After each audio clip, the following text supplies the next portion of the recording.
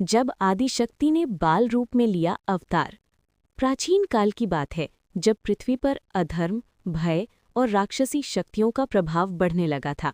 ऋषि मुनियों के यज्ञ भंग होने लगे, गांव नगरों में संकट छा गया और देवता भी चिंतित हो उठे। तब सभी देवता एक साथ आदिशक्ति जगदम्बा की शरण में पहुंचे। देवताओं ने हाथ जोड़कर प्रार्थना की कि हे मां, संसार पर संकट गहराता जा रहा है, दुष्ट शक्तियां बढ़ती जा रही हैं। अब केवल आपकी शक्ति ही इस संसार की रक्षा कर सकती है।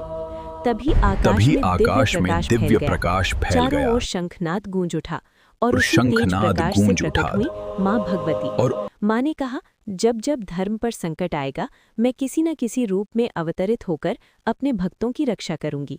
इस बार मां ने एक अद्भुत रूप धारण किया, एक दिव्य कन्या का रूप। माथे पर तेज, आंखों में करुणा और चेहरे पर अलौकिक मुस्कान। देवता ये देखकर चकित रह गए। भगवान विष्णु ने पूछा, मां, आप इस बार बालिका रूप में क्यों प्रकट हुई हैं? तब मां मुस्कुराईं और बोली, ये संसार समझे कि शक्ति केवल विशाल रूपों में नहीं होती। सच्ची शक्ति तो मासूमियत, पवित्रता और निष्कलंक भक्ति में भी छिपी होती है। मैं बाल रूप में रहकर भी दुष्टों का नाश करूंगी। तभी से देवी का ये स्वरूप कहलाया मां बाला सुंदरी, अर्थात बाल रूप में सुंदरी आदिशक्ति। उसी समय एक भयानक असुर था, कालकंभ। उसने कठोर तप करके वरदान पाया था कि कोई देवता या बड़ा योद्धा उसका वध नहीं कर सकेगा। वरदान पाकर वो अहंकारी हो गया। उसने मंदिरों को नष्ट करना शुरू किया, ऋषियों के यज्ञ भंग किए और लोगों में भय फैला दिया। देवता फिर से चिंतित हो उठे। तब नारद मुनि बोले, जिसे कोई देवता और बड़ा योद्धा नहीं मार सकता, उसका अंत केवल वही कर सकता है जो उसके अहंकार की कल्पना से भी बाहर हो। तभी सबको मां बाला सुंदरी के बाल रूप का स्मरण हुआ। एक दिन कालकंभ अपने महल में बैठा गर्व से हंस रहा था। तभी उसके द्वार पर एक छोटी सी कन्या आई। वो हंसकर बोला, अरे, ये नन्ही बालिका मेरे सामने क्या कर लेगी? कन्या मुस्कुराई और बोली, अहंकार ही विनाश का पहला संकेत है असुर। कालकंभ क्रोधित हो उठा। उसने अपनी मायावी शक्तियां चला दी। आकाश में अग्नि बरसने लगी, धरती कांपने लगी, चारों ओर अंधकार छा गया। लेकिन वो छोटी सी बालिका शांत खड़ी रही। तभी अचानक उसके शरीर से ऐसा तेज निकला कि पूरा आकाश जगमगा उठा। उसके पीछे त्रिशूल, चक्र, तलवार और दिव्य शस्त्र प्रकट हो गए।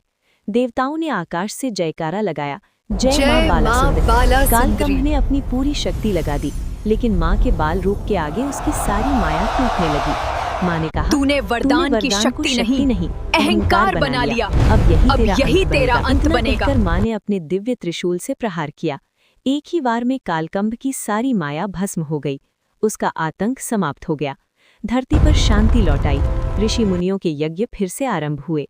देवताओं ने पुष्प वर्षा की। तब देवताओं ने मां से प्रार्थना की कि हे मां, आप इसी रूप में पृथ्वी पर विराजमान रहें ताकि भक्तों की रक्षा होती रहे। मां ने कहा, जो भी मुझे निष्कपट मन, बाल समान श्रद्धा और सच्चे विश्वास से पुकारेगा, मैं उसकी रक्षा अवश्य करूंगी। तभी से माना जाता है कि मां बाला सुंदरी का स्वरूप केवल एक देवी का रूप नहीं, बल्कि ये संदेश है कि पवित्रता, श्रद्धा और मासूम भक्ति में ही सबसे बड़ी शक्ति छिपी है। कथा का संदेश।